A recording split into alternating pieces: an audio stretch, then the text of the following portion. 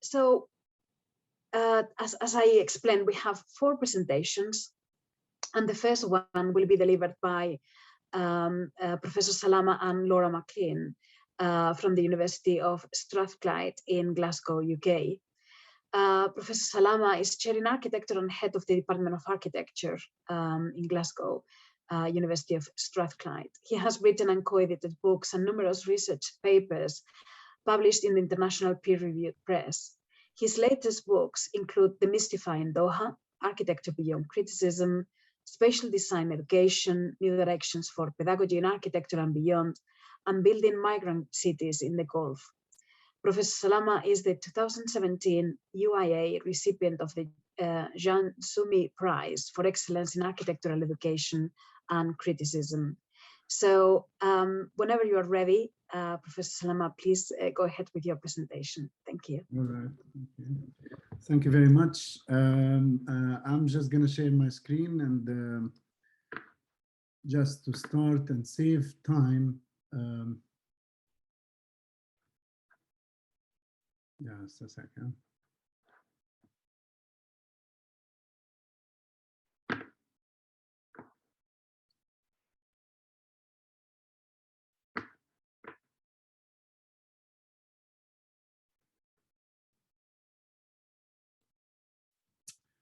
All right, thank you very much. This presentation embodies work in progress. Basically, it's about the imagined and the perceived. And the work in progress, which is yet to be fully written, represents research which was undertaken during the period between 2017 and 2020. And it is premised on the postulation that effective buildings or urban environments require diverse qualities that can be framed conceptually under 2 symbiotic concepts, the imagined and the perceived.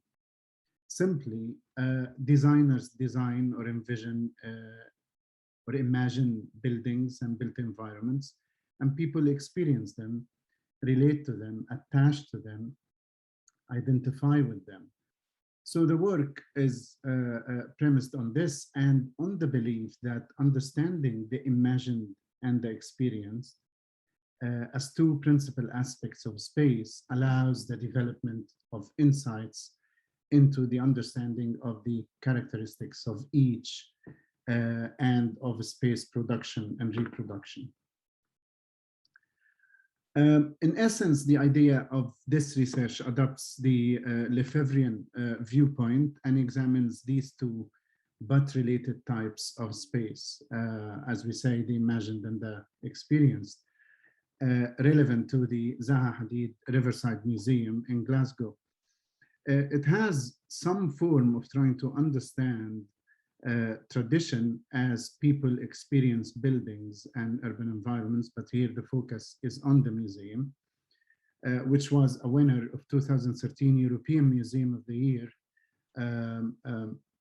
So I will structure the presentation or go through a number of structured points, basically the key assumption upon which the study is undertaken, which would lead to the key argument that builds on my earlier work, which examines important projects in other contexts. Then a very brief introduction about the Riverside Museum or the Transport Museum and the associated resulted narratives. So the key assumption here revolves around this statement.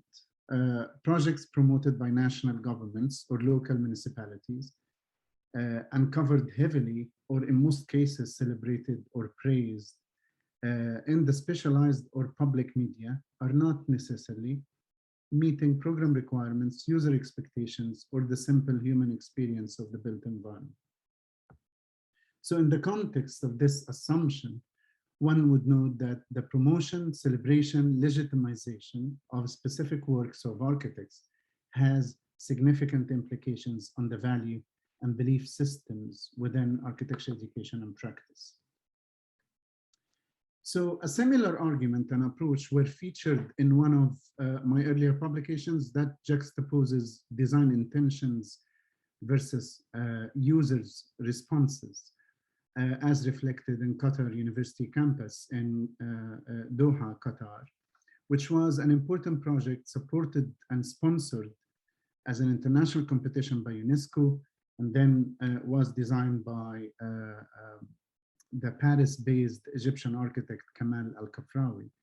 Since the project was inaugurated in 1992, it has received considerable coverage in both printed and online media, analyzed in international and regional publications, and most publications portrayed the project basically going along with the architect's statement and what the architect mentioned about the project, without reference to the spatial practices that take place within the university campus.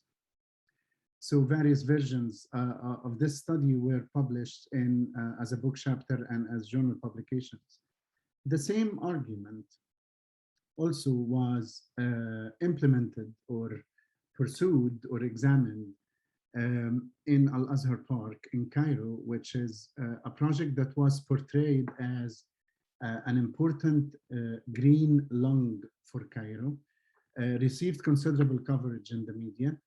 Here, the results of what was written about the project in the media and how people experience the project are matching in most cases or in most factors, except in a couple of factors related to lighting and lighting systems, signage and signage systems, and so on and so forth. Again, this project was, or this study was published in Architecture Beyond Criticism as a book chapter and with other versions as journal publications. So we see Glasgow Transportation Museum or Riverside Museum as a notable building project which has generated really noise in the architecture media within the global community, and is identified for this study, juxtaposition of the two, the imagined and the experienced. It has a program that includes exhibition space, cafe, retail spaces, some education spaces. The client was Glasgow City Council. The architect were Zaha Hadid Architects. The museum is really unusual in terms of its form and in terms of its image, following a zigzag zinc-cladded roof, housing about 3,000 exhibits, mostly old cars, bikes, different forms of transportation means. It is argued that it is derived from the context, seeing the historic development of the River Clyde in Glasgow and the River Kelvin as an important legacy for the site. And also trying to symbolize, and this is what the media portrayed the project, trying to symbolize a dynamic relationship where the building or the project is a representation of the voice of the river and the voice of the city and the transition from one to the other. So the work here we have conducted over a period of 3 years maintains an objective view of the project, aiming to validate the assumption that these projects in the media or covered heavily in the media are not necessarily meeting human requirements, spatial requirements. And on this basis, we selected a number of ethnographic methods, excuse me. So basically analyze selected critical articles written about the project, mainly praise it, and this is through content analysis. And then the result of the content analysis are contrasted with various systematic procedures and ethnographic approaches, including contemplating settings, behavioral mapping, emotional or examining emotional experience, and structured walking tour assessment procedures. In terms of content analysis, all of these tools generated a number of narratives. So this is one of the narratives, the content analysis narrative, And it is seen here as part of this project as any technique, but we developed the technique for identifying specific characteristics of the messages. We examined 33 articles and short clippings discussing the museum. And the identification of these articles was based on the availability online, of course, and various areas of focus, how they cover the project. And also trying to look whether these articles represent voices by the architect, design team, by the professional organizations, by the client, or by users or the public. The procedure was really complicated because it was done manually to analyze these, but without going through step-by-step process, we were trying to map the statements mentioned about the project against a number of categories, including the role of the museum in the city, the position within the architecture community, how it is viewed by the architecture community, especially the local community, how the design metaphor or the building form were presented, design qualities and cost benefit dialectics, how the cost was perceived also. So the examples of negative statements, positive statements mentioned about the project, you can see some of the examples here under the building form and how the building form functions. So to your left, you can see a statement that praised the project. To your right is a statement that basically criticized the project, whether in terms of building form, facade, and the zigzag roof, and the cost, and many other elements. So the 33 articles basically were classified into these categories about the role of the museum and other categories, trying to see how the project was covered in the media, whether it was celebrated, and it is celebrated in most cases or in most articles. Then we contrasted this with a number of ethnographic methods that are derived from environmental psychology or behavioral studies, environment behavioral studies. We identified 4 settings to reflect on and demonstrate some behavioral phenomena, say personal space, privacy, territorial behavior, crowding, and many others. So the identification of the settings was based on a series of exploratory visits to the museum, resulted in discovering these 4 settings, and then they were examined. The idea of contemplation is basically, it's a simple idea, but it's trying to respond to the question of who is doing what, where, how, for how long, and with whom. Which is a form of mapping, but probably less rigid than mapping. And it means that the contemplation include people, size of the setting, time characteristics, furniture items, the characteristics of the spatial environments, and the action patterns performed by people in that setting. So the settings discovered demonstrate human behaviors that relate to personal space, privacy, as I mentioned, territoriality, territorial behavior, and crowding. And of course, I'm not going to outline the outcome of every single setting, but the one on top, for example, represents or depicts that behavioral phenomena of privacy or personal space. And you can see the woman on the right is keeping as large a distance between herself and the couple on the adjacent bench as possible. The couple on the left would appear to know each other. The woman is trying to seek solitude, which she's expressing through her body language. And that expression is basically crossing legs, crossing arms, and all of these gestures or body language, which generate an understanding of some behavioral aspects. She has control over the setting. it is unlikely that anyone basically come and sit next to her. Once you see somebody sitting this way, probably you would avoid going next to them, because the message that they convey is that they don't want disturbance. This setting took place about 10 to 20 minutes. We can also go through other settings. The one below is about territorial behavior and how, for example, using some belongings to preserve the space of other people to use it is also one of these phenomena. Crowding was examined indoor and outdoor through contemplating settings.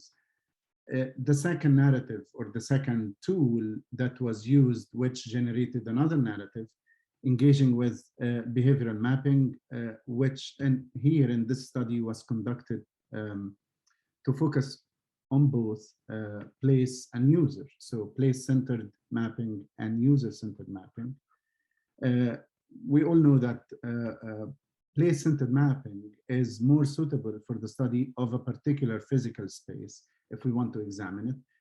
For example, the use of the space and how it is utilized by the people. And by contrast, person-centered mapping is described by many environmental psychologists, including Robert Sommer in 2002, as a mode of observation that implies following the person observed in order to record their periodic behavior, how they react to the characteristics of the physical space.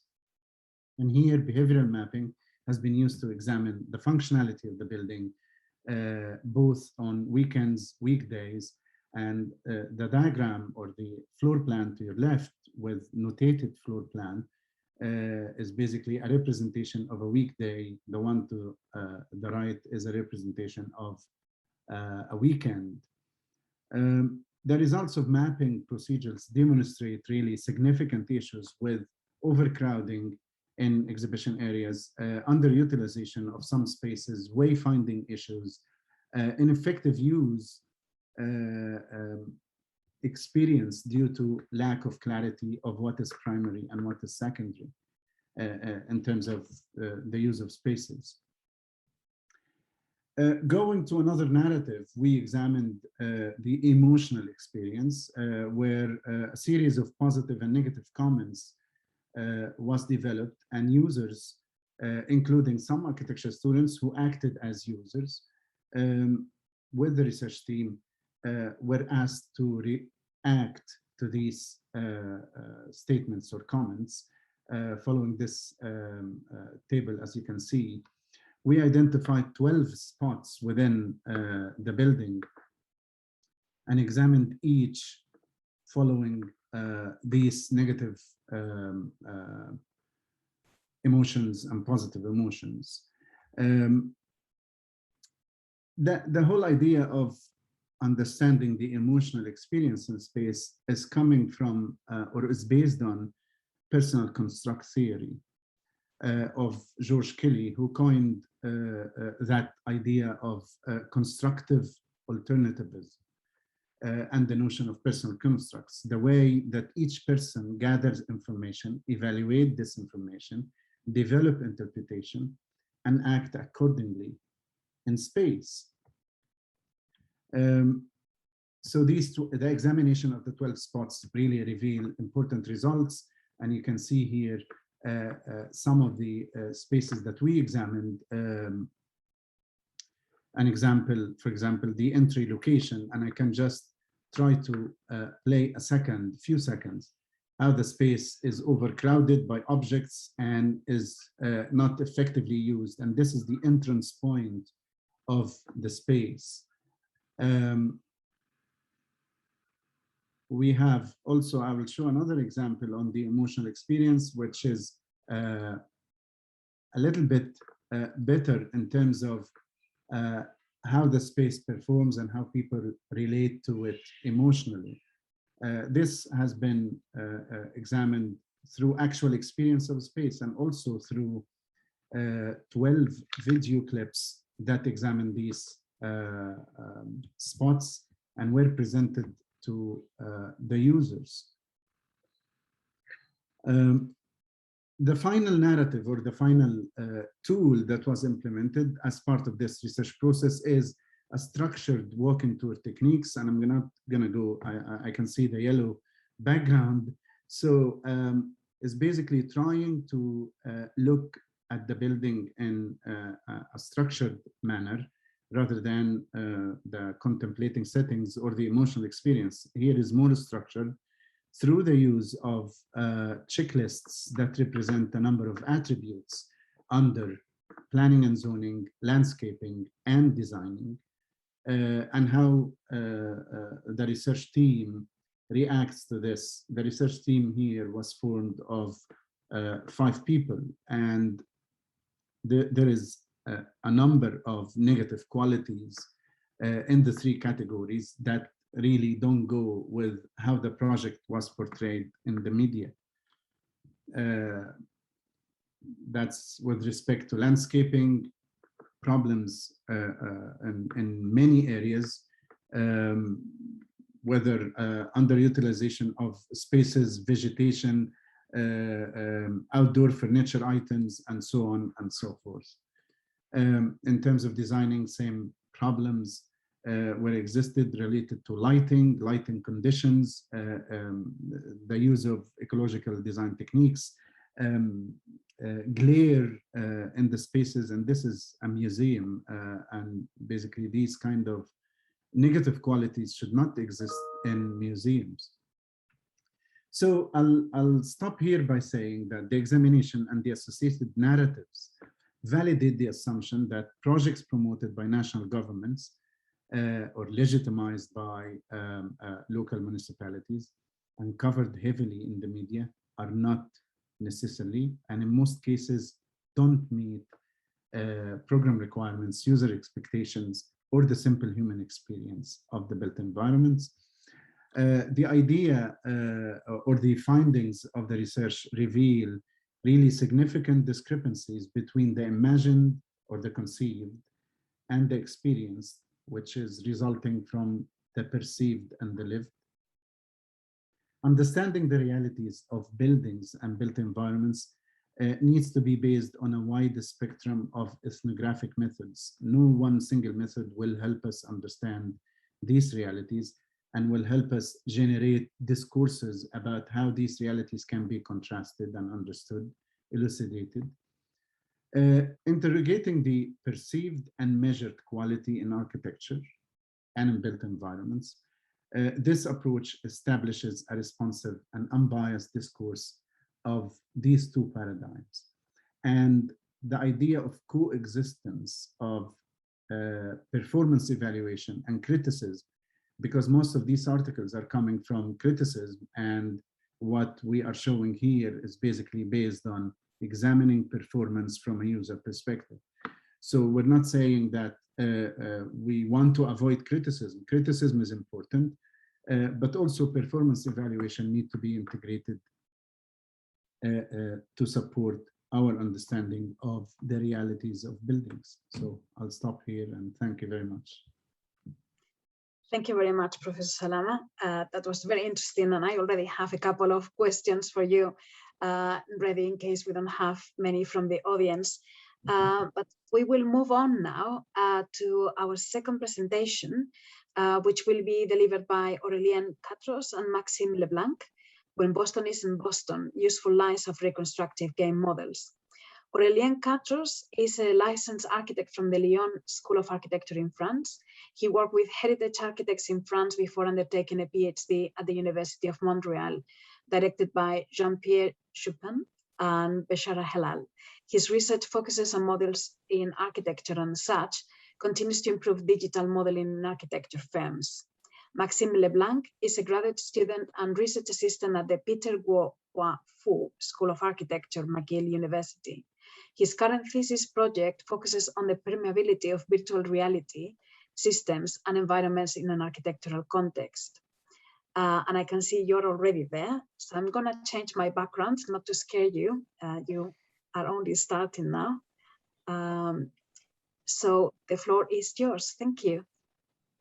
Thank you. Is it okay? Okay. So hi everyone. So thanks for the introduction. So yeah, I'm Max Leblanc and Sorina Catro, and we'll be presenting an independent co-written paper that aligns with our respective PhD research in architecture.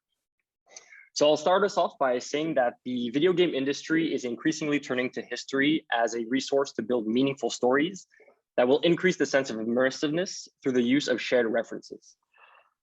Historical material can also be used to build the virtual environments in which these stories take place. Such models can be called reconstructive game models, or RGMs, as we'll call them throughout the presentation, since they pretend to show what historical spaces looked like according to a process that at first glance seems similar to what archaeologists engage with. Ubisoft's Assassin's Creed series is a third-person stealth game, often touted as featuring some of the most historically accurate reconstructive architectural models, despite numerous differences with observed reality in game. So on this slide here, we see Boston, Paris, and London modeled by the game. In this presentation, we will demonstrate that a feeling of verisimilitude, meaning the likeliness of a model to the original city, is achieved not through complete accuracy, but through specific combinations of sufficiently accurate historical elements. So as a quick flyover, the Assassin's Creed series features 13 games so far, each of which tackle a specific time period and features different reconstructed cities. We are going to analyze Assassin's Creed 3, which was released in 2012, and which paved the way for future games which reconstruct 18th century cities. So in order to assess the accuracy of this RGM, so Assassin's Creed 3, we focused on the town plan created by Lieutenant Thomas Hyde, which is regarded today as the most informative record available of the town of Boston at the time of the American Revolution. So that's the map we see on the right. Considering multiple statements made by the Ubisoft historians, we assume that game designers had access to this map during the game's development. And following this assumption, we hypothesized that any difference identified between the game and historic reality could not be considered a careless mistake, but rather a purposeful modification carried out by the Ubisoft team. Okay, so the desired outcome for our study was the determination of the perceived verisimilitude of different areas of Boston RGM to historical conditions. We choose to use a method of qualitative comparative analysis, so QCA, proposed by the sociologist Charles Ragan in 1987, which used a Boolean approach to qualitative comparison, which allows the correlation of causes and effects between a small number of cases. So in order to assess the verisimilitude of the historic district of Boston in the RGM, we had to divide this intangible concept in verisimilitude into a number of tangible metrics.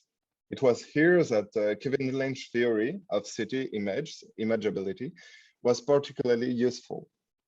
According to the American urban planner, the contents of the city image, which are referable to physical forms, can conveniently be classified into 5 types of elements: paths, edges, districts, nodes, and landmarks.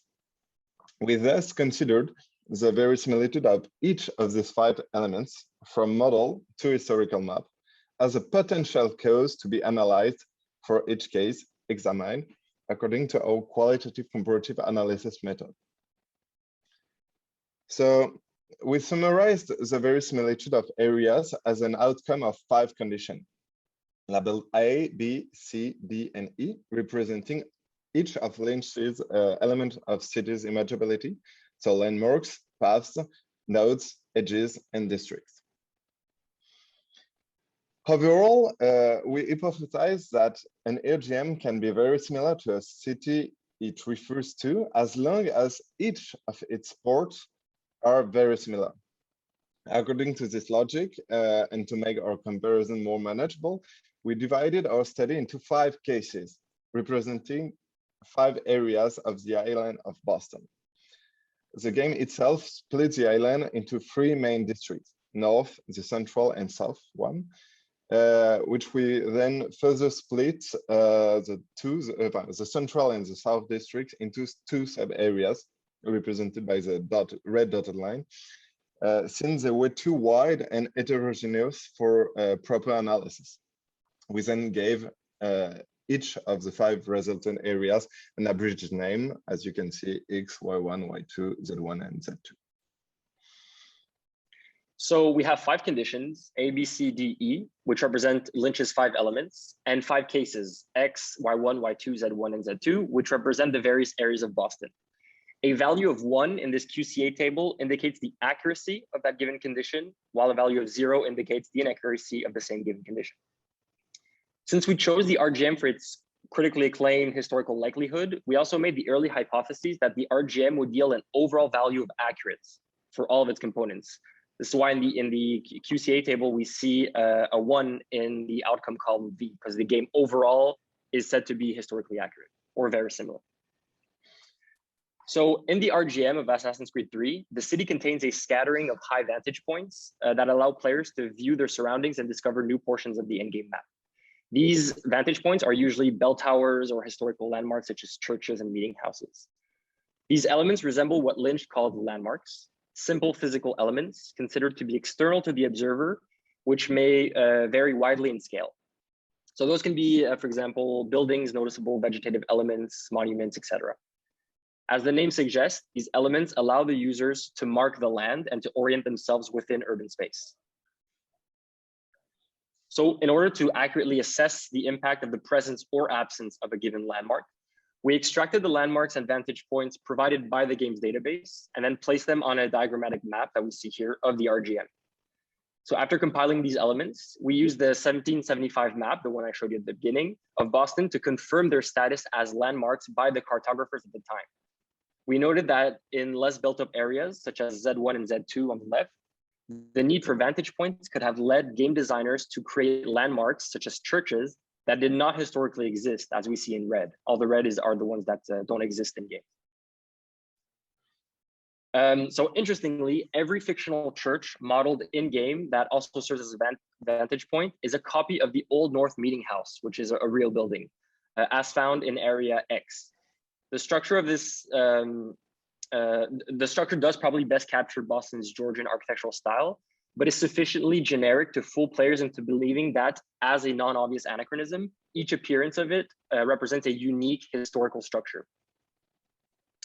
So after that, we computed the results in our QCA truth table, as we'll do after each of the sections throughout the presentation. As I mentioned before, 1 represents an accurate reconstruction, so we can see which ones were accurate and inaccurate here.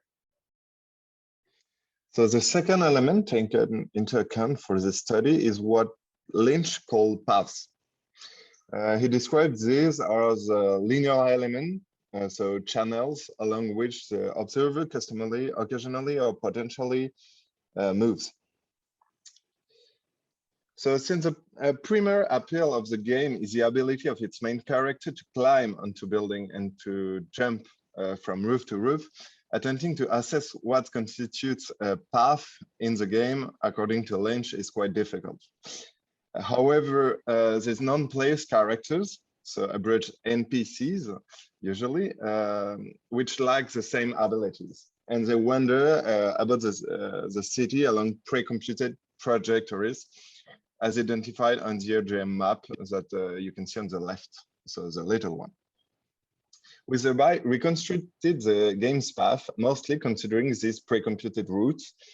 And with respect to the 1775 map on the right, the big one, we considered all paths identified as such.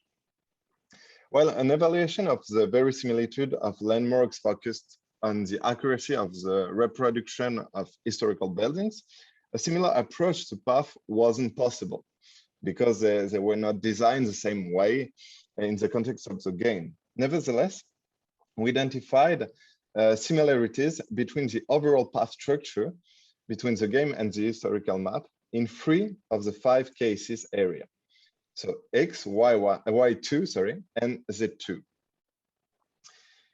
On the other hand, some areas fail to incorporate any such likeliness. For example, the network in Y1 is substantially dissimilar in the game and the historical map.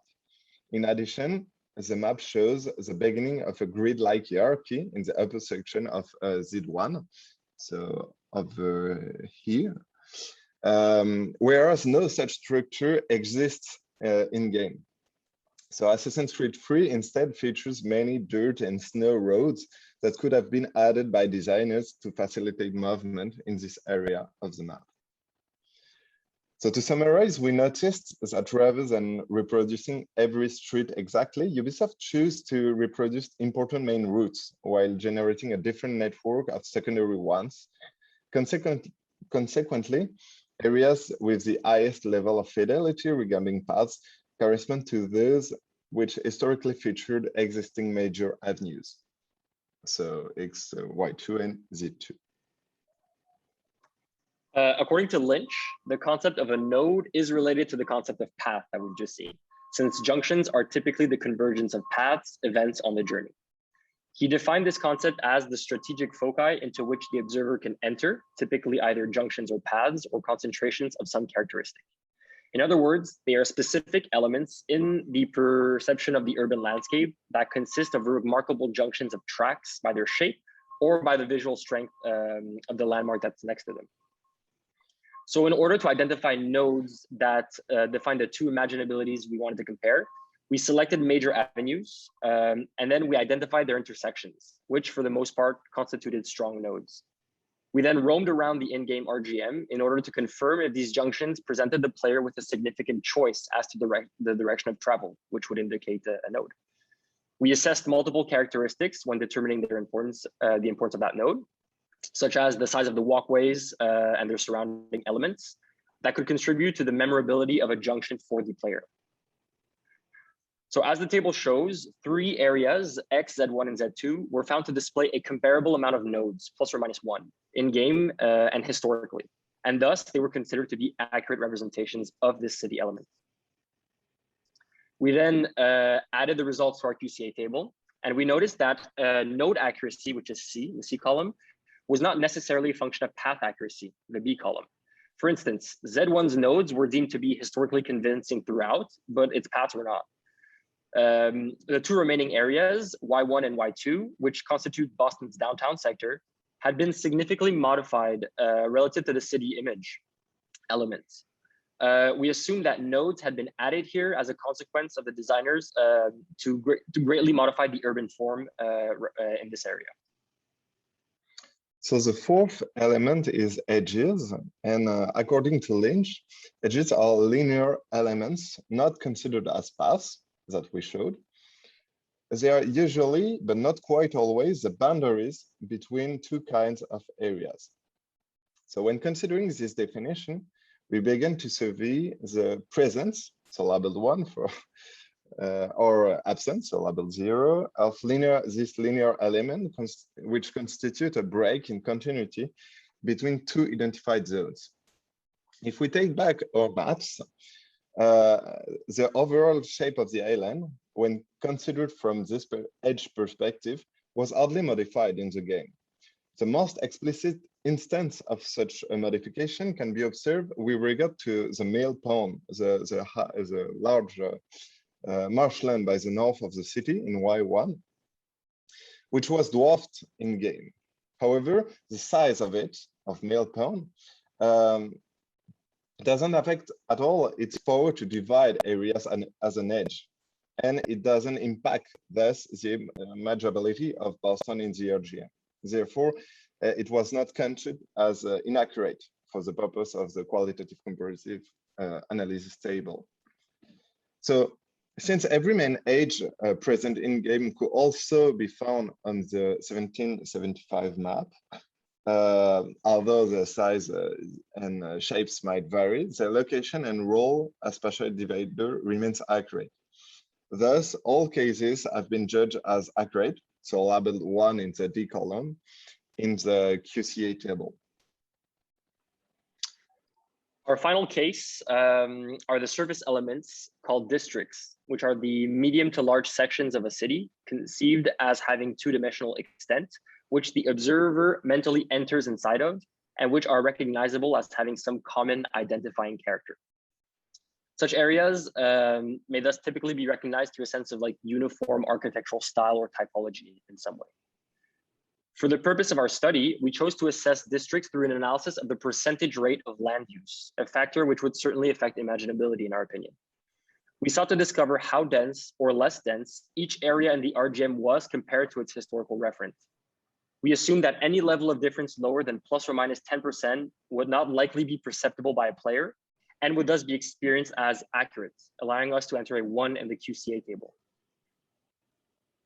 So now we have the completed truth table summarizing the verisimilitude of areas as an outcome of 5 conditions, A, B, C, D, and E, representing each of Lynch's elements, landmarks, paths, nodes, edges, and districts. Each case studied, however, showed differing accuracy with regard to certain elements. Thus, X was accurate throughout, while the others had between 3 and 4 accurate elements each.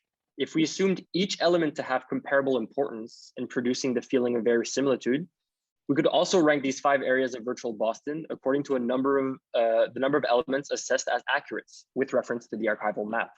So in that case, X would be the most accurate with 5 elements, then Y2 with 4, and then all the others with 3 elements each, making them comparably accurate, even though the elements creating the situation differed amongst them.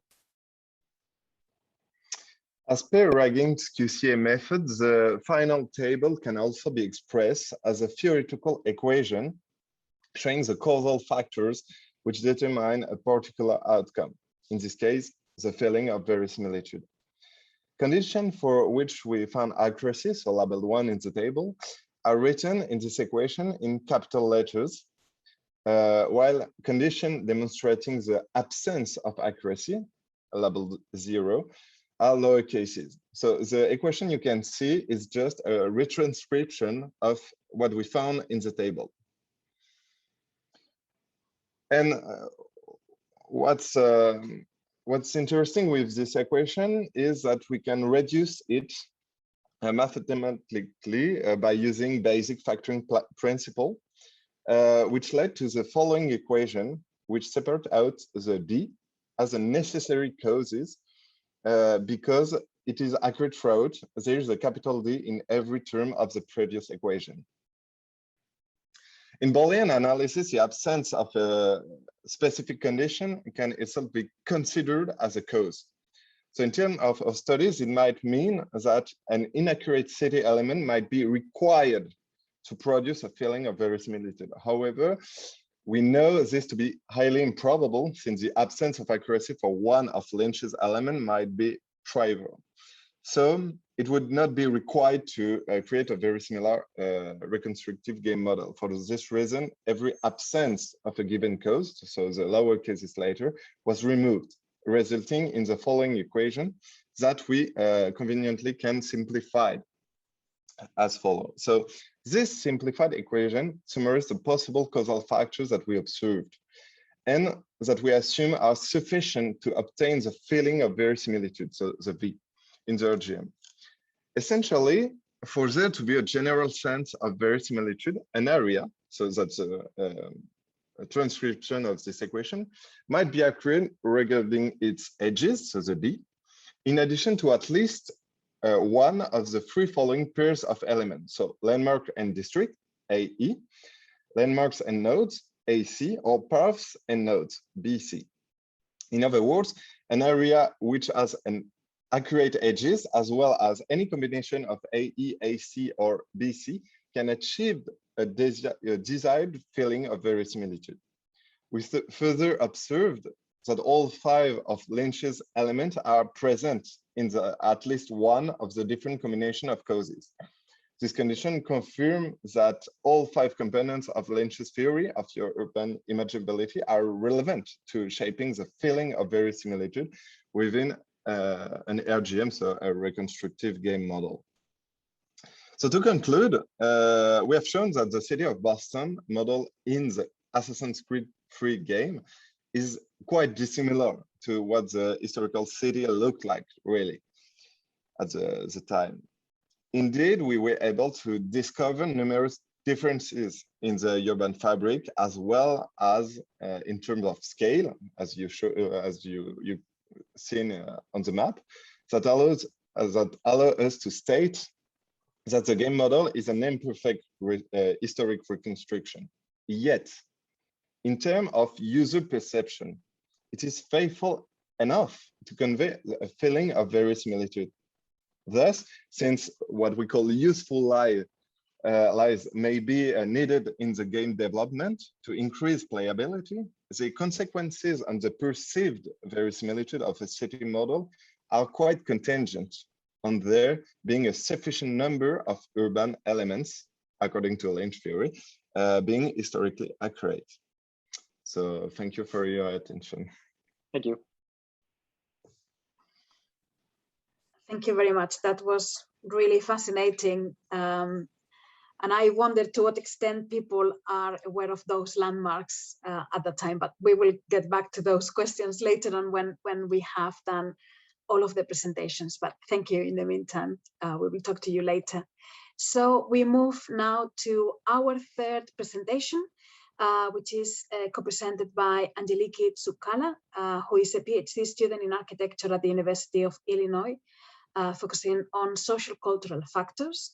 Tsukala is a former field officer of International Organization of Migration with an interest in refugee camps in Europe and forced migration.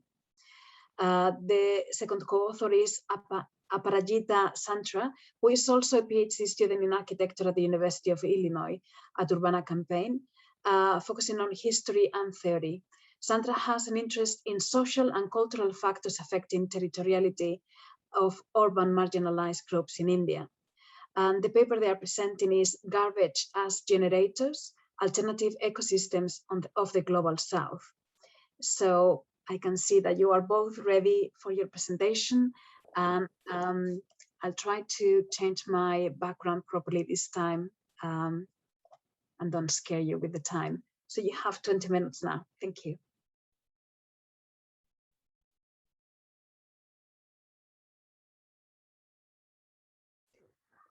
Before beginning, I would like to thank IASTE for the opportunity we've been given of presenting our work in this conference under the eyes of many specialized scholars and audience. As Anna just mentioned, both me and my colleague Angelina are PhD students at the Department of Architecture in the University of Illinois in Urbana-Champaign, and we both share an interest in the alteration and regeneration of urban space through activities and behavior of the social agents. Thus, we decided to work towards understanding the relationship between waste pickers and their environment, as we believe that this is a representative example of how specialities are produced via citizens, the formal operations of the cityscape.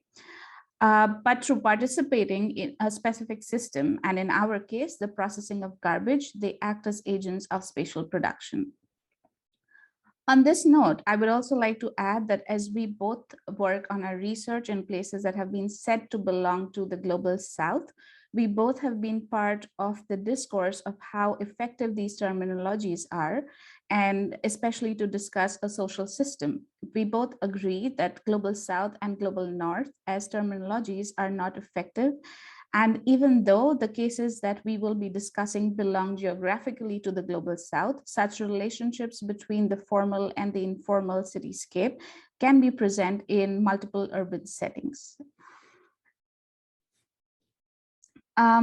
So why garbage as a topic of discussion in a conference? We tried to understand how garbage has become an inevitable and ever-increasing outcome of the processes of urbanization and modernization. So then, does garbage become waste, or is it a resource? Especially after the Second World War and the growth of the global economy, which has enabled systems of mass production and consumption. And because of these systems of mass production and consumption, we have this ideology of use and throw, and this has heavily increased the global production of waste. As all nation states desire becoming a member of the global economy, they are all competitive while becoming a part of that global market. Countries like India, Egypt, and Colombia strive to become world-class cities. And when we say world-class city, what is a world-class city? A city that mirrors the trends set by cities of the West, something that is a city that is clean, beautiful, and sanitized. While talking about garbage, we would also like to discuss what role does garbage have in maintaining or disrupting world-classness, this idea of world-classness, and what are the inequalities that are produced in this process. We have the one and the other, the one who creates excess waste and the other who uses the excess waste as a resource. So when we discuss this otherness, I think it is critical to also take into account the relationship between the formal and the informal. And in that regard, who is legitimate and who is illegitimate? How does one become a rightful citizen of a place? Can someone claim citizenship through their everyday activities? So in our case, the role of the waste pickers is pivotal in maintaining the clean image of this world-class city, an image that is required for that city to be placed in the global market. Therefore, we can start conceptualizing the presence of these waste pickers within the formal community and the ways in which they move and operate, like gather, process, and recycle garbage, and how that actually plays a very important role in the way in which the city's landscapes are formed. My colleague Angelina will take over from here. We've done a secondary literature research of 3 case studies to understand how garbage can become a tool to claim right to the city. Thank you. So the first of the 3 cases that we will be discussing here is the Zabaleen of Cairo in Egypt. They are immigrant Coptic Christians who relocated from the southern part of the country due to agriculture not being profitable enough due to processes of industrialization. The Zabaleen achieved a rate of 80% in recycling in Cairo's garbage, which has not been approached by the formal waste management systems of the city. They moved to the abandoned foot of the Mokatam Hills, which is located in the southern part of Cairo, allowing them to have access to the whole city and to manifest their waste processing activities. So the Zabaleen became the main breeders of pork meat in Cairo, which was used in the tourist section. We need the tourist section in order to create the world-class cities, as my colleague was previously stating. So not only were they the garbage collectors, but they became the garbage operators. They were gathering the organic waste, which they were feeding to the pigs, that they then later sold to the meat shops that served the tourist population. The rest of the garbage that they collected, they recycled, reconfigured, and resold back into the markets of Cairo. So how would that look on a daily basis? The movement of the Zabaleen takes place on a very different timetable than the rest of the city of Cairo. Long before the dawn, groups of men with their boys or with their young daughters would go around the city in shifts, gathering and moving the garbage back to the Mokatam village.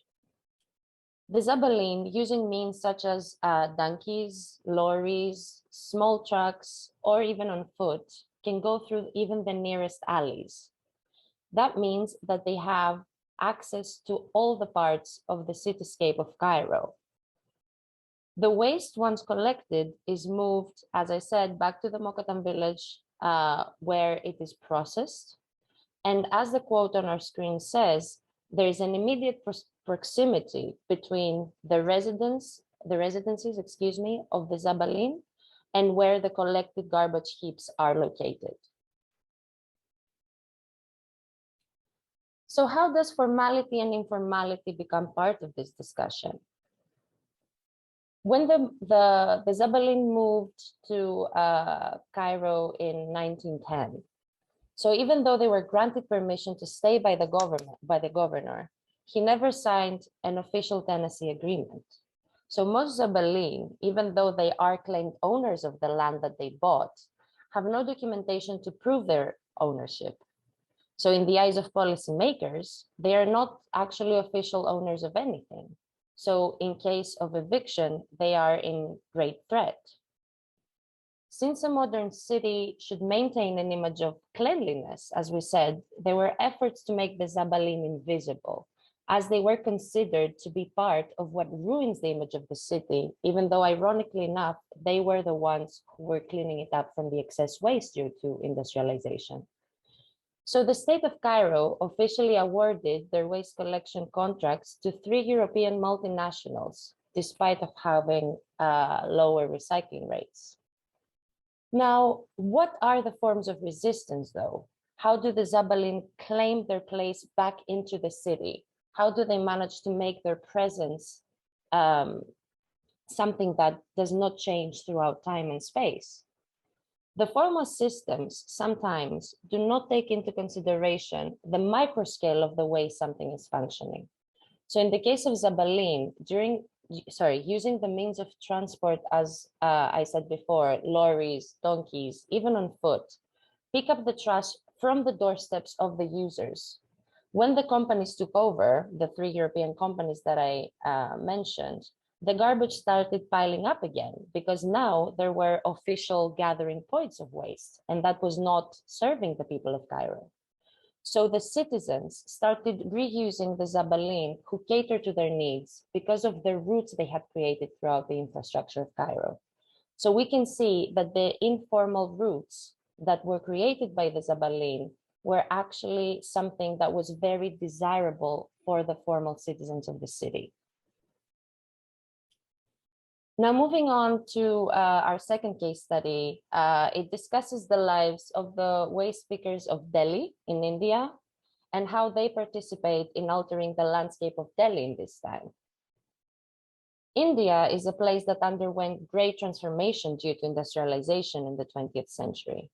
In that period, resources were scarce for agriculture, and thus this led to a great number of agrarian workers losing their jobs and moving towards big urban centers in search of new livelihoods, such as Delhi. Most of them, in order to survive, they moved to or around the landfills that help them survive through resources that they generated from waste, such as sorting, recycling, and using scraps to create their own settlements. So the proximity to the landfills allows them to have access to all the waste of the city, which they gather and sell to the appropriate people who then reconfigure the waste into material that can re-enter the global market systems, much like the case of Zabalin of Cairo, where they reconfigured the waste to enter the global market located in Cairo. So the waste pickers of Delhi are a vital member of the urban waste metabolism chain. The waste pickers of Delhi become a mediating link between different actors, formal and informal, by strategically positioning themselves at the leakage points. Now, what are those leakage points?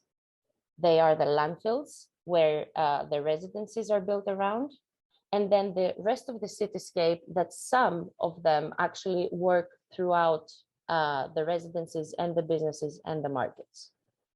They become a pivotal member in the beautification of the city, as they have become the agent who revitalize objects from a wasteland and feed it back into the formal market change.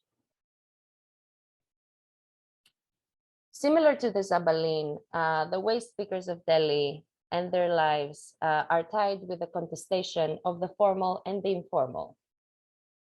The authority of Delhi, in an effort to beautify the city and adjust to the world-class city norms, again, the beautiful city, they privatized the waste collection system, which forcibly removed waste pickers or forcibly had them paying a really huge fee in order to continue their operation. This fee was not affordable to people who are living as urban poor. So like the Zabalin, they were forced to become invisible. So how did they manage to consolidate their presence in the city? Similar to the case of Cairo, the formal systems could not keep up with the waste generation or with the efficient processing of the waste. So again, the citizens are the ones who prefer to continue working with the informal waste pickers rather than with the official and formal authority. So the final case that we will be discussing today is the waste pickers of Bogota in Colombia.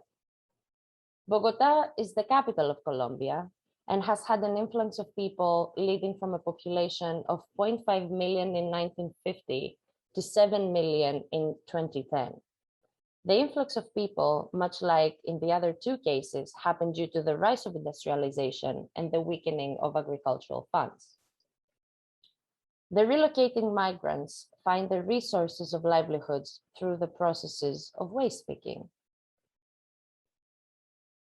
So, not wanting to repeat myself, due to the need of the urban poor to find resources in the city's waste to sustain themselves, again, in this case, they achieved recycling rates that were unachievable by the formal waste processing institutions.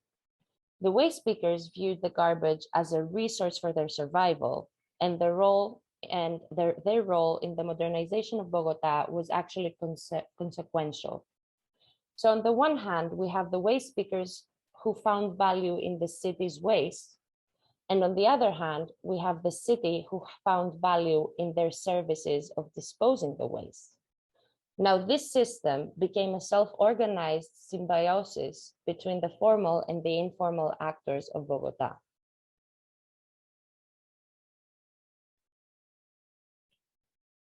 So the case of Bogota is slightly different, as the waste pickers actually became part of the formal system because they united and they formed the Association of Recyclers in Bogota. And by showing leadership, they demanded their place in the formal systems of the city. The difference between this case and the other two that we discussed was the fact that the waste pickers of Bogota were clustered spatially, when they first arrived, but then they self-organized politically, so they earned the right to become part of the formal urban fabric and to be included in future policy. We are still awaiting results since all of this is very new, but it would be very interesting to revisit this and understand how in the span of, say, 10, 15 years, their actual the condition actually changed for who used to be the urban poor of Bogota and ended up being part of the official system.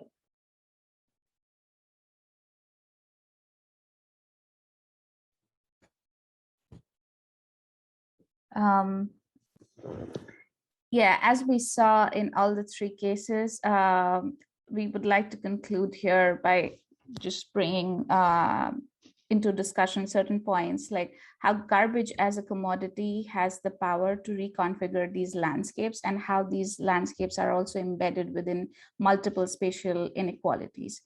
And overall, for all the three waste picking communities that we saw, they mark their territories by making their presence necessary as they compete with the formal waste picking agents and systems of the city. In each case, we see that their proximity of the residents or their physical location to the waste processing areas is pivotal. And also, since their existence as part of the city is only excused as long as they can compete with the formal institutions in this process of beautification and modernization of these world-class cities. It's interesting to note that even though the waste picking communities have been invisible in the eyes of state policy and are in their majority denied basic inclusion and even rights of citizenship or recognition as members of the global society, they've managed to consolidate their presence in the geographical areas of the formal urban fabric, thereby altering and reconfiguring its metabolisms on an everyday basis. We would also like to end with two questions here, like how has the world-class city image that we've been discussing been affected by this mutual symbiosis of the formal city and the informal waste picker ecosystems? And in the end, is garbage waste or is it a resource? Thank you for your time.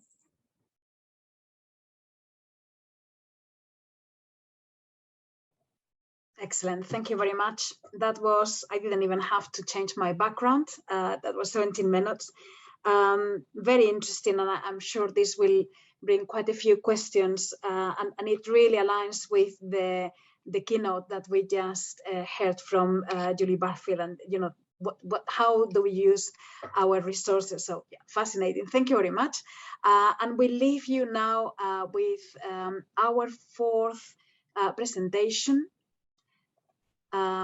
Professor Milheiro, who is an assistant professor with aggregation of the Faculty of Architecture at the University of Lisbon, and an IIAS fellow at the Israel Institute for Advanced Studies at the Hebrew University of Jerusalem, from the research group Retheorizing Housing as Architecture Research.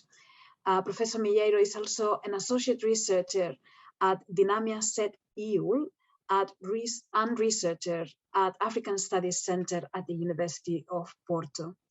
Professor Milheiro's presentation is Idealism versus Pragmatism, Housing Tradition and Colonial War in Former Portuguese Africa, Repercussions in Contemporary Times. So I leave you to it. Okay. Thank you very much. I will share my screen now. Sorry. Okay, so hello and afternoon. My name is Ana Vaz Milheiro, and I'm a professor at the University of Lisbon and a researcher at Dynamia Set in Lisbon. Also, it is a pleasure and an honor to be here sharing such a challenge panel, as you can heard before. And I would like to congratulate the organization of the conference. And now I will start my presentation entitled Idealism versus Pragmatism. So let me start. Okay. So I will start with a question. How can war scenarios promote theories on habitat and tradition? So it's quite different from the former presentations.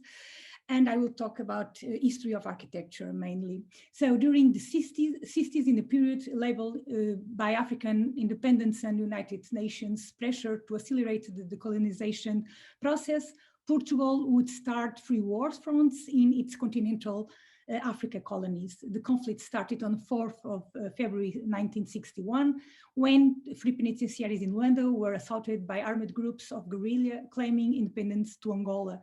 The episode marked the beginning of the colonial war, which extended then into Guinea and Mozambique 2 years later. And the conflict would last for another 14 years until April 1974 revolution, which would put an end to Portugal's double political status as both a dictatorship and a colonial state. In this period, I forgot to change the slide. The Portuguese military forces deployed counter-insurgency strategies based on colonial concepts of social promotion of the indigenous populations. These operations consisted in providing social assistance to the communities, from healthcare and education to the digging of wells and support of building houses, generating large-scale new village. Such territorial actions had different names and expressions according to the war scenarios, as new resettlements, population regrouping, or strategic villas, paved the way for a specific rural landscapes that functioned as a counterpoint not only to the conventional colonial landscape promoted by architects and planners, but also as a constitutionally different space from the traditional African village. These new sites had a territorial expression. In Guinea-Bissau, nearly 100 resettlements were built. In Angola, 713 strategic villages were intervened just only in Luanda region, and in Mozambique, the new settlements caused at least 1 million peasants displacement. These practices were part of the manuals written by the military, most of them related with reordering and defense, which regulated their actions in the field.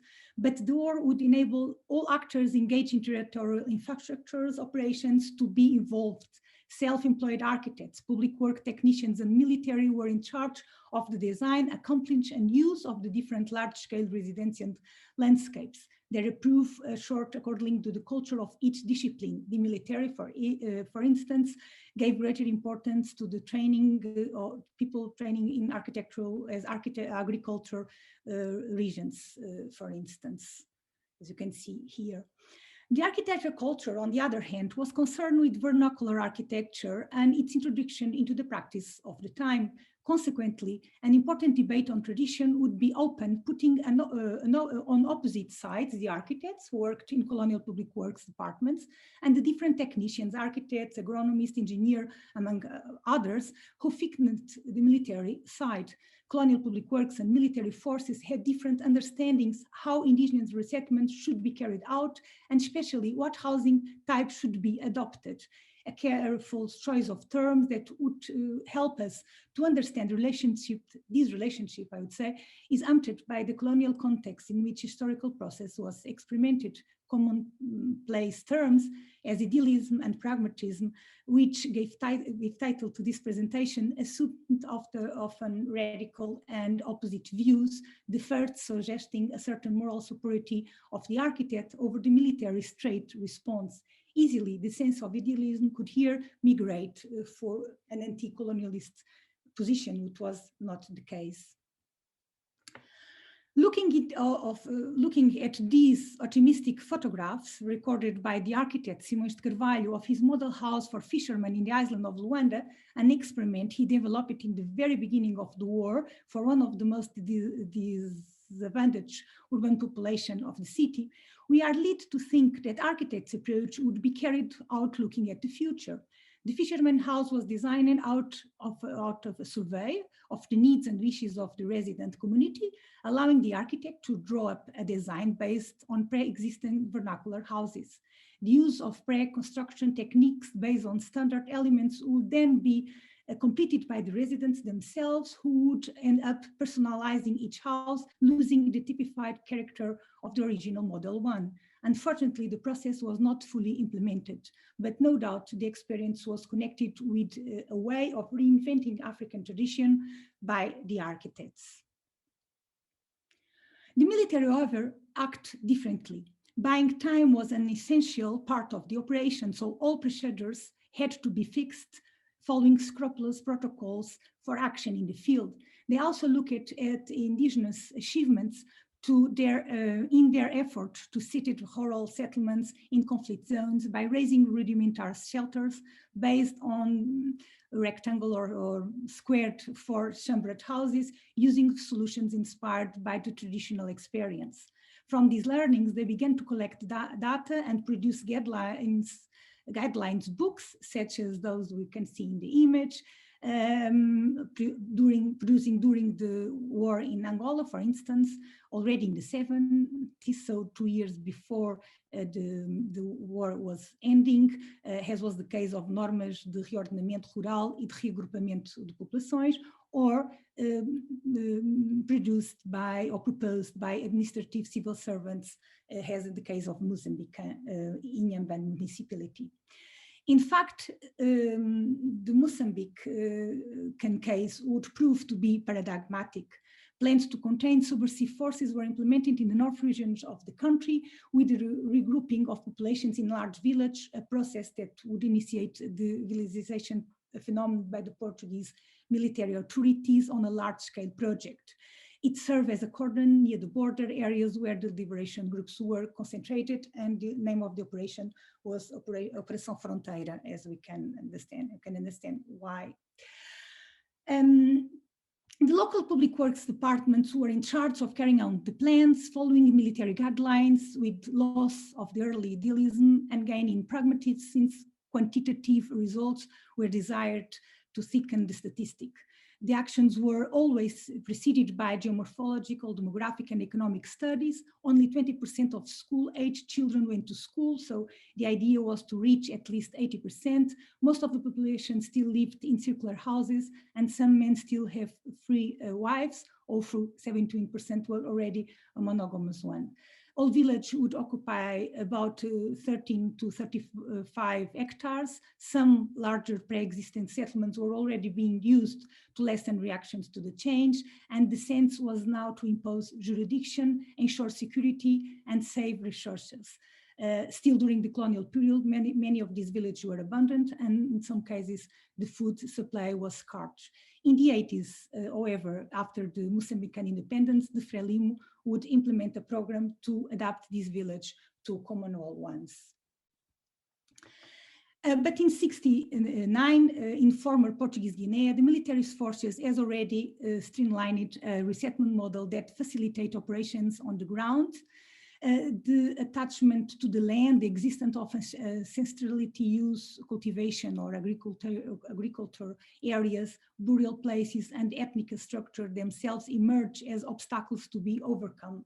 The strategies for its implementation, however, included some conditions as the population should adhere to the venture, to overcome the subsistence agriculture, nearby communication networks, pasture and access to drinking water, and a number of families that optimize the creation of assistance facilities. And finally, as a last point, the military would say that they didn't want to taking force over the population, so there existed awareness that resettlement should not be synonymous of violence. And that it was embedded in military corps, then led by General Antonio Spínola, but of course we know that it was not exactly what happened in reality. So the regulation for the construction of these kind of resettlements for the urbanization was set in a directive in 14th of July of 1969. And in that document, it exposed the housing problem as central to the social promotion policies underway in Guinea. And the uprooting of local population was assumed to be a double consequence of the subversion encouraged by the guerrilla, and at the same time, the ongoing improvement, social improvement by the militaries. The need to modernize the house of the indigenous people was also emphasized, regardless of the rural or urban landscape. It was also ordered that urbanization plans should be carried out for all the nuclei of population in Guinea, despite being urban or once more being rural. The new Guinean village would be structured by an orthogonal grid that exposed the underlying military matrix. This grid organized the layout of the dwellings that obeyed simple square shapes. The plan was divided into 4 compartments separated by a corridor and had a veranda around the building. The houses were built in adobes manufactured in the region with a standard size. The adobes had to dry in the sun for at minimum 2 days. For the military settlements of Nabijões, what we see in the picture, 10 work groups consisted of 10 men were set up. Each day, 10 residential units were built. There was an hierarchy in the typology of the houses resulting from the social order of each ethnic group. So different building materials and more sophisticated surfaces ensured the social distinctions. Thus, while type 1 intended to a hide range in population was touched, type 2 to house the tabanca chiefs was fully zinc covered, and type 3 for regulus and religious chiefs had as an extra a paved floor. Only the last 2 types were whitewashed, caiados in Portuguese.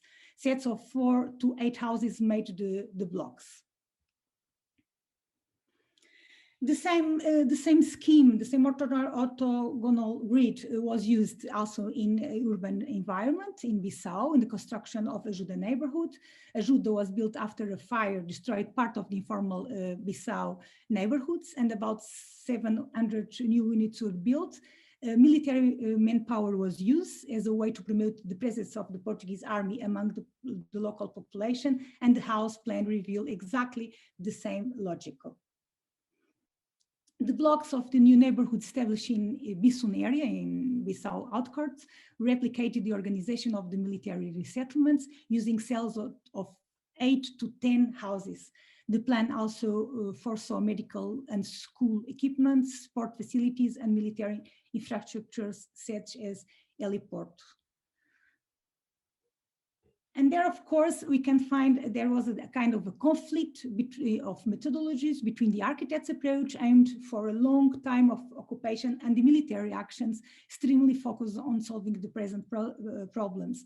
In Guinea territory, as you can see, the architect António Moreira Veloso and his team would develop an alternative to the military strategy approaches by introducing the idea of grouping type close to the concept of cluster that originated in architecture of the 50s and became an integral part of the praxis of the time, seeking to give greater flexibility to the implementation of the houses, achieving free living spaces, and deploying urban elements as fontaines, for instance, beyond its structured functionality.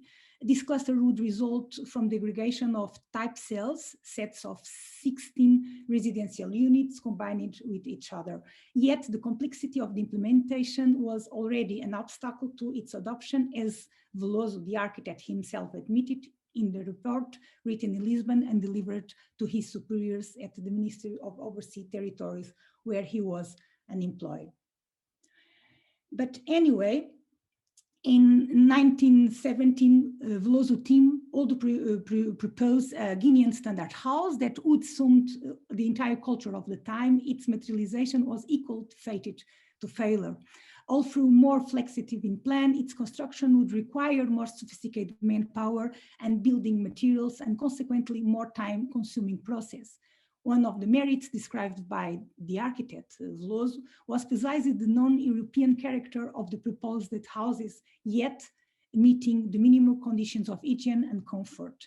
In this way, he directly criticized the elementary nature of the military housing, calculated on the basis of row of bricks, number of workers, and easy layout. The Guinean proposal turned to be very sophisticated. In other colonial contexts, the architects hoped to find a successful assimilation process through redesigning the house plan, trying to neutralize the ethnic aspects and introducing European reasonings and functionalities. Changing the floor plan of the vernacular house, which has been altered since the 17th century, was again considered. The plastic issues, all through determinant in the architect's readings, played a secondary role, far behind the climaterical ones. But the focus remained on a more westernized programmatic profiles, as you can notice in the projects developed by Junta Provincial de Povoamento de Angola during the time of the war, during the war period.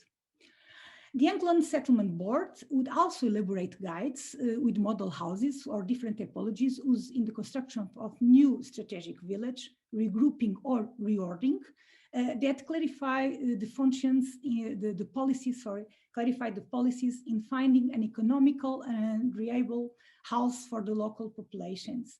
Building, functional and static simplifications were encouraged during the process.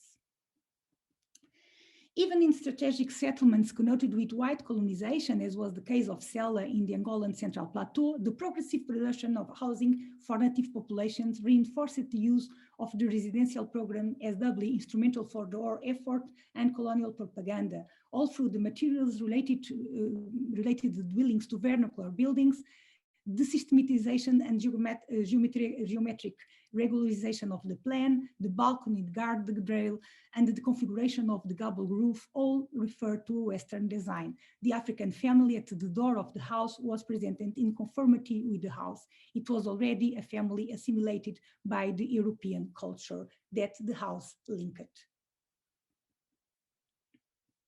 However, since the late 50s, the more vernacular solutions were praised, among them the circular plan that reinforced the ancestral character of the African tradition.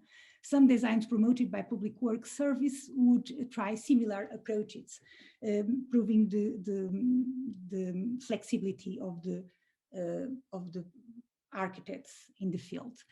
And so related to planning, and just very, very quickly, I see I don't have too much time. And in Mozambique, in several new interventions, the house remained misaligned with the urban structure that was imposed on the territory as a form of military control of the pre-existent settlements, not forcing the implementation of the houses to a Euclidean geometry, as it was in the case of Guinea, was considered as a revealed an intermediate methodology of action that, or a system that did not ignore completely the existing structure. Contrary to the architects planning, the idea of Western these communities was a distant possibility in the minds of the military, who were not so interested on that. Despite the difference how military acted in the different Portuguese colonial territories and in the different war scenarios, a new rural landscape was implemented with war. This landscape was characterized by its strong geometrical character and its rational organization of the territorial researchers, and also by its high level of resilience. Thus, landscape resulting from the operations directly coordinated by the military, as in Guinea, or following military guidelines, as in Mozambique, became easily recognized. And like architects, the militaries did not aspire to change family intimacy through the blueprint, offering elementary solutions that were easily adaptable to different traditional cultures. Nevertheless, the orthogonal alignments or grids of their urbanizations broke the organicity common to the African settlements, precisely the structures and implementation that the architects tried to introduce in the new designs after the 60s. So the house of the military were much more open, I would say, to the local traditions, but the grid, the urban grid, was much more close. And it was differently in the way the architects act. So in the planning promoted by the architectural culture of the time, strongly inspired by vernacular traditions, would reinforce concepts based on the more instinctive practice, such as those that lead Moreira Veloso team in Bissau to do this kind of process, just filling the voids in informal neighborhoods, following the alignments suggested by the pre-existence. And so in the last slide, without exactly presenting final considerations, I will end this presentation with two images that illustrate the difference between the two cultures. The architect one on the left, more attentive to the pre-existence with the need to understand local process, and the military one on the right side, objective and very efficient and effective in territorial occupation and in the mass materialization of large resettlements and new villages. These two practices would complement each other in the final period of Portuguese colonization, naturally fed by the free wars that monopolized all agents on the ground by mobilizing all researchers in an attempt to make this occupation much more profitable and efficient. So thank you for your attention, and I hope you enjoy it. Thank you very much, Anna. And thank you to all the speakers. This has been a really interesting session.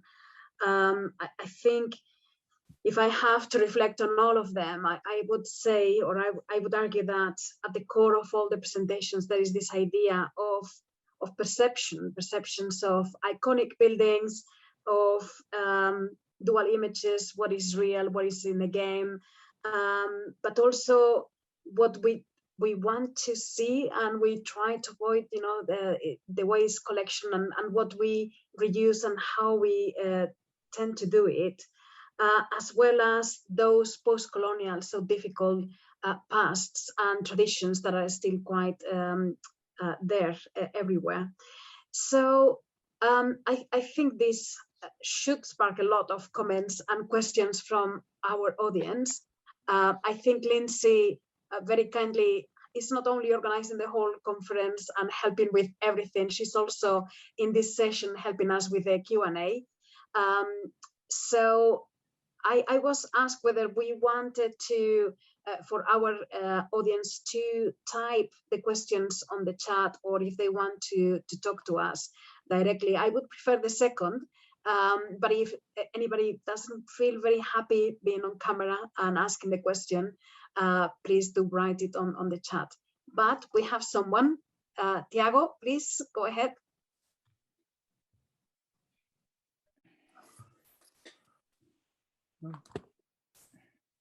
Thanks, Anna. I want to congratulate all the speakers. It was a fascinating session, as Anna just said. I have a question for the last speaker, for my colleague Anna from the University of Lisbon. Congratulations on you have gathered amazing archival material. I have a question on a topic that you raised in the title of the presentation and also in the abstract, but we didn't really get to hear a lot about it, which is the contemporary legacy of this professional debates and debates, well, not only in the profession, but debates between different kinds of colonial spatial experts. And I think one way, if you could talk a little bit about this, because I'm sure you have ideas about this, but you didn't get to present it in this short time. And I think the previous presentation by Angelina Naparajit asks interesting questions of your material, because they showed, the importance of understanding actual practice, instead of looking at plans and models. And so I would be very interested to know, I mean, what are, in your perspective, what is this legacy for? And these are very free different countries, Guinea, Angola, Mozambique, they're thousands of miles apart from each other. So the only thing, the colonial archive unifies them, but their post-colonial, post-independence histories are very, very different from each other. So what do you think is this legacy? What does it represent for people in these countries?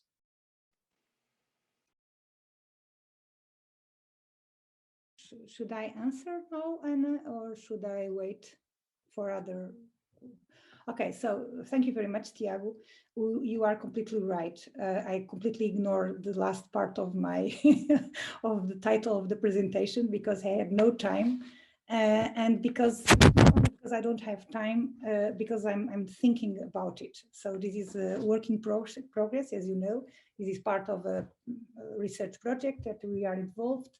And of course, I'm very, very interested in these rural landscapes that were the result of the military interventions, not only the military, but also the colonial public works who were in a way influenced or guided by the military orientations. So what I can say to you now in the present the present time of our research now, it's that we have visited some of these former resettlements, mainly in Guinea, and some of them were completely ruined and abandoned. The others are lively village, so they have this memory of the colonial times, but they move on with their own lives. And of course, the houses are there, the infrastructures are there, the schools, the health posts, the grid are also there. Some of them were changed, but you can identify the grids. And so we are talking about a legacy that it's quite difficult, as you know, because you work in the same field. It's quite difficult to conceptualize. It's quite difficult to describe because we have we have the military forces. For one hand, we are still alive and who built these operations. We have the people who inhabited these places, and we have and collaborated in the construction of these places, and they have also the feelings about it. And I would say that in what we're trying to figure out here was how the architects failed so strongly in the process during the colonial war, why the architects were not able to find answers to what it was demanding of by the colonial government at the time and by the military situation. So opposite to the nowadays, that I think the architects has a much more conscience of what it's need and of the natural researchers and like the presentation before, using the different materials, the colonial architects were not so prepared to deal with no conventional process, and the military were much more efficient, I would say, controlling and occupying the land. And so this is historical fact. And now we have to face the present and the future and try to understand how he said, to understand the sense of this legacy. I don't even know if you can call it legacy. This is also a problem that I have. I don't know if it is a legacy. What is this? I'm not sure. But the fact is that this landscape exists. They are being used today. People live here, the ones who are not ruined. And also after the independence, the new government use some of these guidelines to implement new village or to improve the village already existed. So we are trying to give some sense to this history, but I cannot answer you in a more honest way than this one. I'm sorry if I didn't answer you at all. So sorry.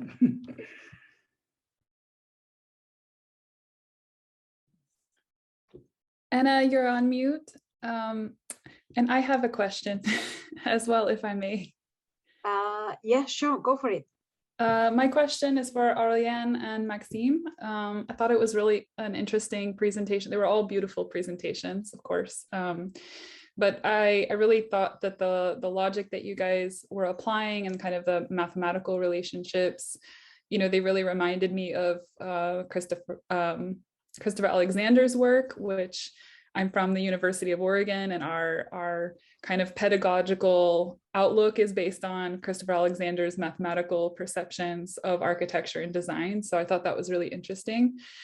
But I think one of the critiques that we get a lot is architects and planners are very, they like to plan and they like to design and they like to predict and make these models. But what does that really say about kind of the unexpected and the serendipity? So my question, I guess I have like two parts.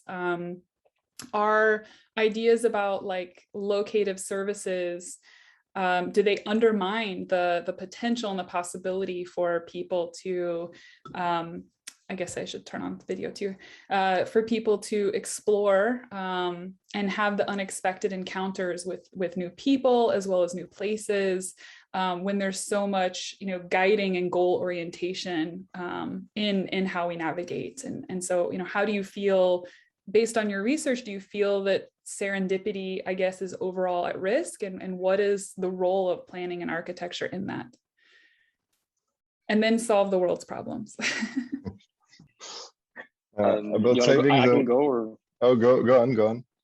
Okay, I'll give a first part, and you can go after. I was just gonna say, in the context of the game, that's actually something we explored in the discussion of our paper, where we mentioned kind of the role of Ubisoft as a game company to provide a certain level of accuracy in their games, because for most, or for not most, but for some people, some players, that'll be the first experience they'll have with a game, and with a particular setting, a historical setting. So I guess part of that answer is that the serendipitous still exists due to the fact of like how it's open, it's an open world and players can kind of move around freely. But the narration and the goal setting, I think, is a super essential part of the game, because there's so much at stake in kind of portraying history in a certain way, and making sure that users are not, you know, that they're following along the intended path and the intended history, while still allowing some, I guess, serendipitous encounters. So I think that's one portion, but I can let Aurélien talk as well, and maybe bounce off of what he's saying as well. No, surely what Maxime said, I think answers the most part of the question. I just wanted to add something about the analogy with Alexander you made, and obviously we know his work and the critiques that have been made, mostly on the first work of Alexander, not his thesis, but then the pattern language theory. And we didn't think of it doing the paper and the study, but obviously there is links between our work and this vision of architecture, which I would call a kind of discretization of architecture by cutting every part and trying to figure out how to recombine it.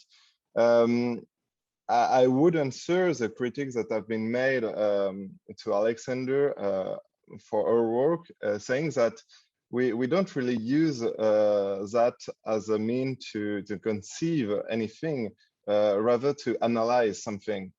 And splitting sometimes, obviously, it destroys the unicity of the model, so and the space. So it's sometimes difficult to say that assessment is full and unbiased. But still, I think it allows to make some analysis that wouldn't be possible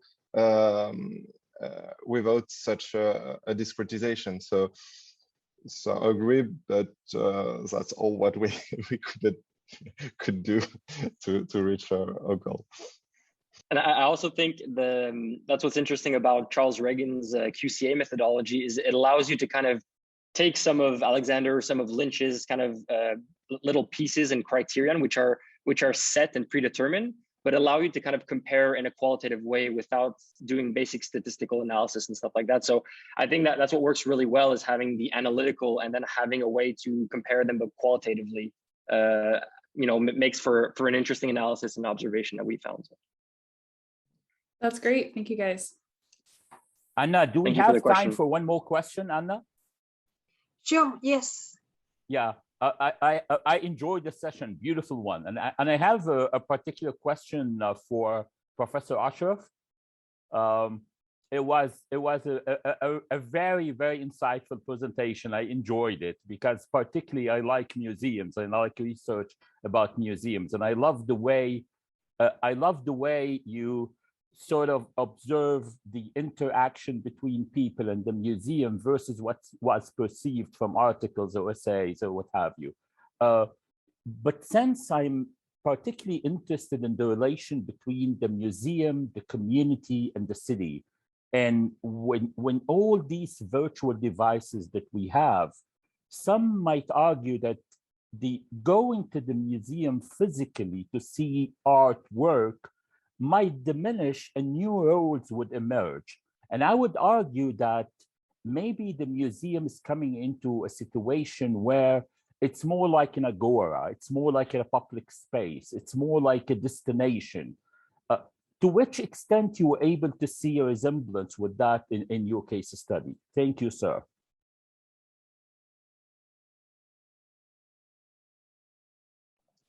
You are muted. Okay, it's difficult. Thank you very much, Professor Ali, for this question. Probably because most of our work was concluded, it's not written yet, but was concluded as empirical research.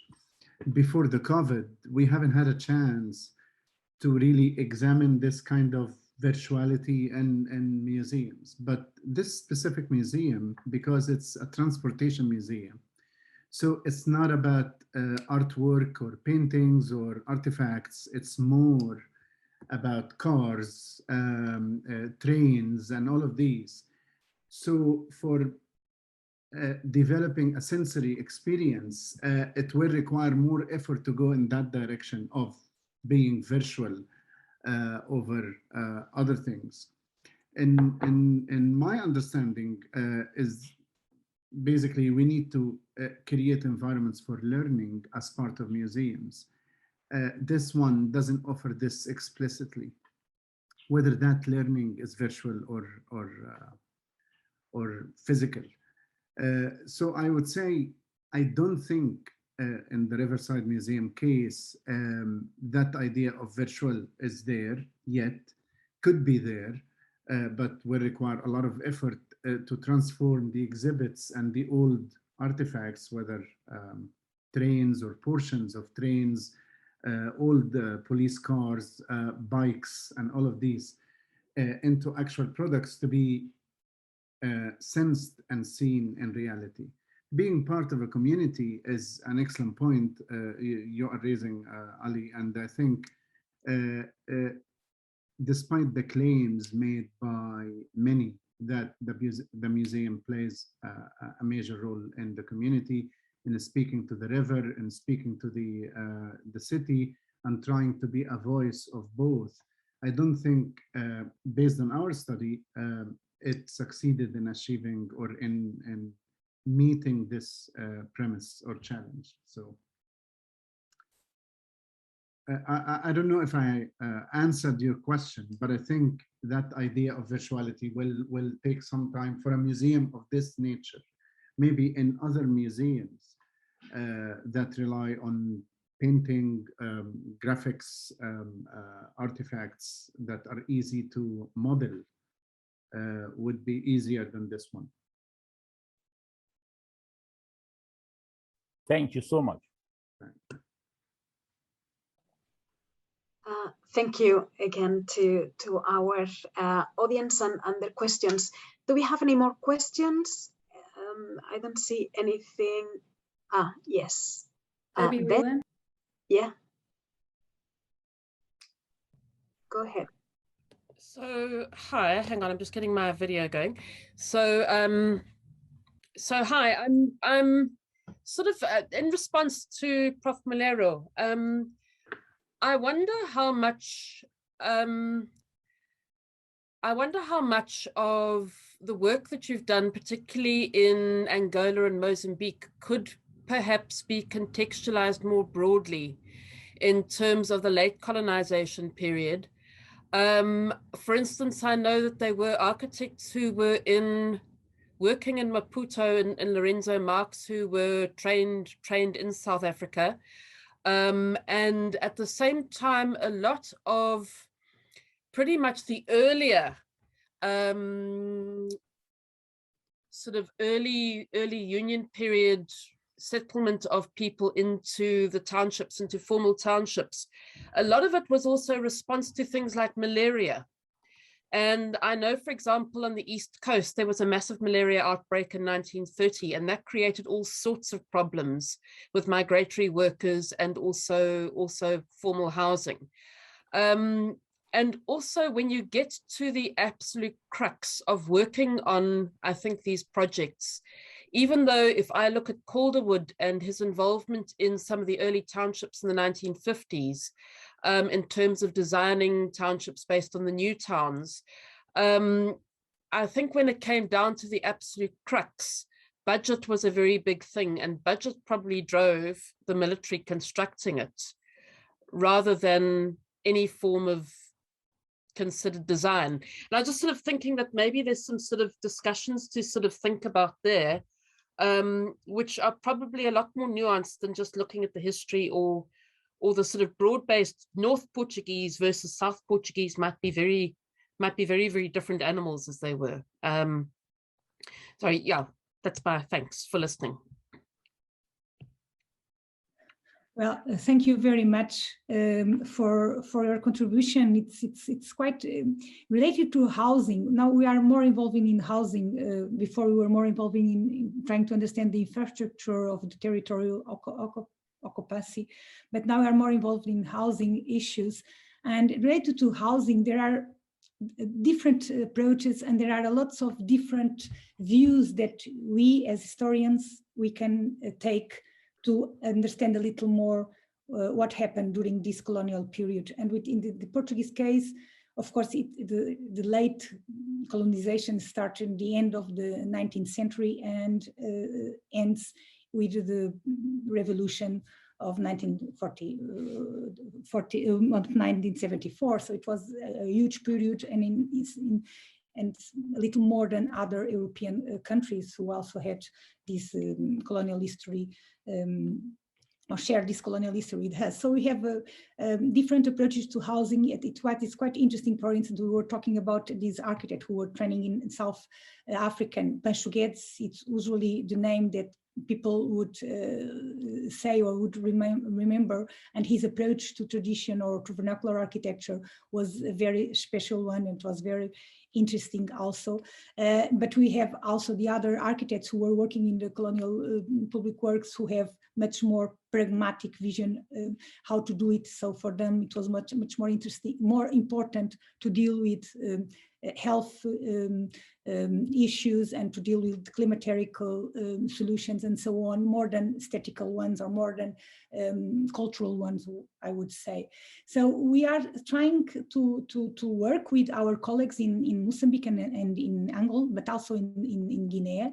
We are trying to understand what happened in these three, also with our colleagues there, so with our African colleagues, because they have a much more interesting view related with the post-colonial aspects and appropriations and how they deal with this legacy, as Tiago was saying before.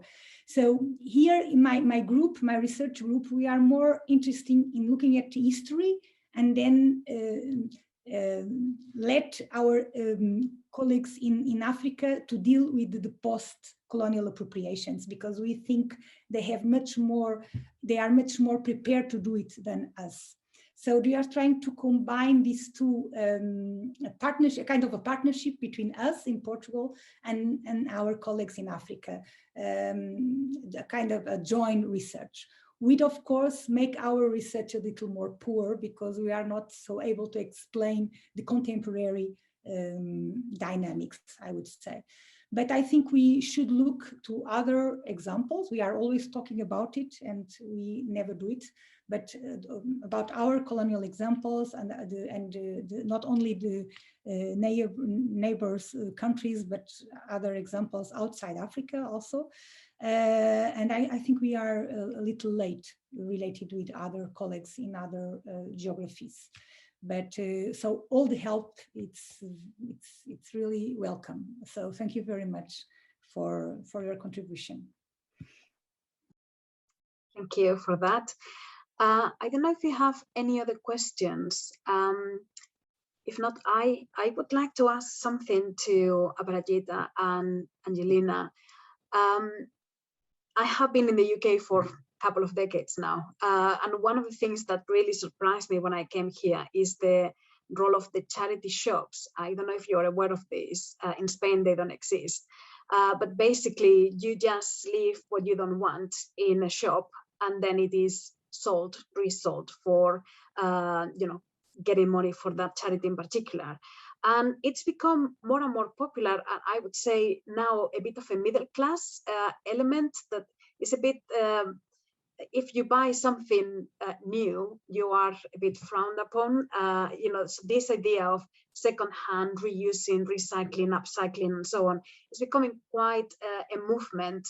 And I was wondering, of course, you are now researching what you call the Global South, but I was thinking, I know it's not exactly the same, but are there other movements that can also help to this consideration of waste as a resource as well? Is that something that you're looking into? Is that because from your presentation, it looked as if all these informal approaches are trying to be formalized, and then, apart from the Bogota example, they finish somehow because of all that, trying to fit them into a formal mold. How does it feel? Is it something that can be moved between economies? How do you see the future for this? Well, thank you very much for your question. So while we were researching this, we have realized that actually it's it's really interesting that you bring up the middle class, because it is actually the power of the middle class that is huge in the decision making of what is actually formal and what will remain informal. So just like what used to be the free labor work of trash pickers in Bogota, for example, actually became paid labor for these people due to the power of the middle class. It is, I think, a global phenomenon that the rise of the middle class happened also through the industrialization and the opportunities that this brought for people. So it is interesting to understand that these things, like this reuse, this constant reuse of resources, can happen in all types of economies. That's why we started off by saying that we're not very comfortable with the terminology such as the global south. We do not believe that this exists in reality, but this is a different discussion. So these kinds of phenomena can be present in all kinds of geographies and economies. However, I think it is important to also note what becomes of an actual social movement that has to do with environmental and economic sustainability, and what is becoming of a trend, like thrift shops. Or I happened to spend multiple years in the UK because that's where I did my undergrad. So I know that as a student, I had to use resources such as secondhand shops. For multiple people, this is a way to access what they call like retro objects. So I think it is mostly a way of life that some people understand as a trend rather than as a reuse of resources. And I don't know if you want to add anything. Sorry, we're in the same room. That's why I keep looking over there. Thank you. Well, I really hope that, combining it with Julia Barfield's keynote speaker, this idea of the new vernacular, perhaps that's what, we will all end up doing, just thinking about this recycling and being more environmental friendly, so we have the earth a bit longer. I think we will have to close this session now. It's been fascinating talking to all of you this afternoon, well, afternoon for me, and for everyone else in the world. Lindsay, I don't know if you want to remind people of the sessions that happen now virtually, like the walking tour in Nottingham. Yeah, thank you. I appreciate it. Anna, you did a great job as the session chair, and it was really a beautiful session. I was actually just commenting with some of the other conference coordinators about the high quality of research and the diversity of research. And it was really a treat to be a part of this session and support you guys in delivering your work.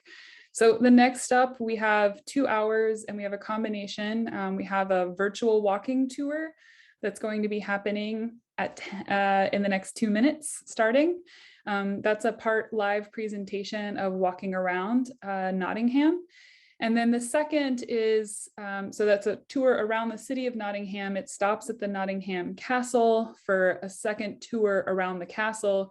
And then we actually have a compiled video presentation of the Strata exhibit happening inside the castle, which is where we were originally intending to hold our event. So this is a combination of kind of live streaming virtual as well as pre-recorded virtual over the next 2 hours. And we hope that you guys can join. Otherwise, we'll see you tomorrow, bright and early for sessions 5, A5, B5, and C5. Thank you, guys. Thank you, Lindsay. Thank you, everybody. Bye. Bye.